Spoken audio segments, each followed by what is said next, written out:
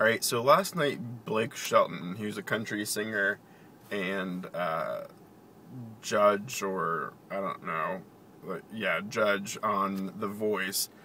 He tweeted that he was rewriting a Shania song, and the lyrics basically were to the effect of, if a guy touched his ass, he was going to beat him until the guy was bleeding and heaving. And I think understandably a bunch of people were like, what the fuck?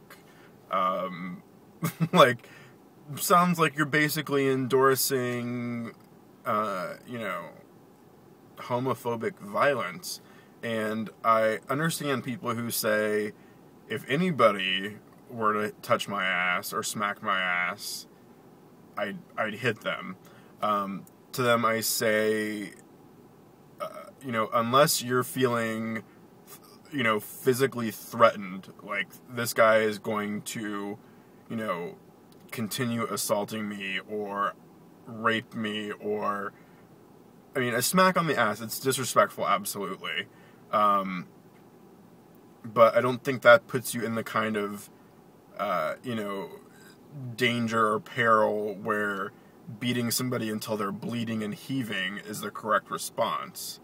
To me, that's if somebody is, assaulting you and you're trying to get away and you end up beating them until they're bleeding or heaving, perhaps okay.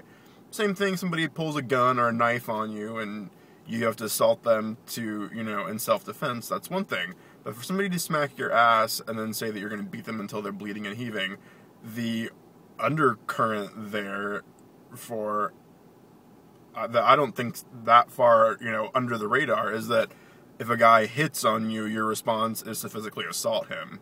And yeah, smacking your ass can be considered assault, but it's definitely not proportional to, there's no harm.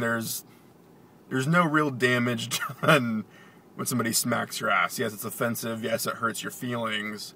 But, you're not suffering the same kind of damage as somebody's beating you till you're bleeding and heaving. That's possible internal organ damage, concussion, who knows what else. And I think what was even more baffling was his response.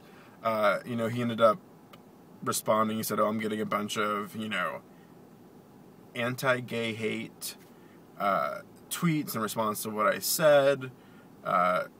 He apologized, or semi-apologized. He said, I'm sorry if there was a misunderstanding. And then he says, if you knew myself, my family, or my friends, you wouldn't be saying this. When it comes to gays and lesbians, I'm all about love, or something to that effect.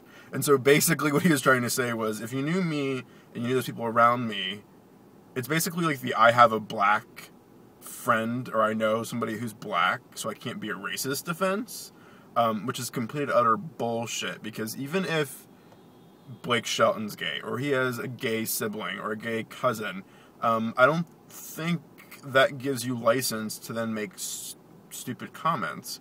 And I think most of us were taught when we were young that if we said something that was hateful and rude, that when we figured that out, we should probably apologize. Even if we can't fully understand where the other person's coming from, that it's probably best to just say, I'm sorry, I didn't mean to offend you, I'll think about how my words affect others next time before I speak.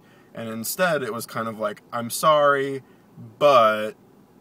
And then he gave all the excuses. And my parents always taught me that if you have to use the word but after you've apologized, you haven't really apologized. And you haven't learned your lesson. And so for people who are having problems making that leap, and saying, well, I don't really think what he said was that homophobic. Well, the basic premise there is, like I've said before, is that if you've hit on a straight guy, a reasonable response is for him to, threaten you.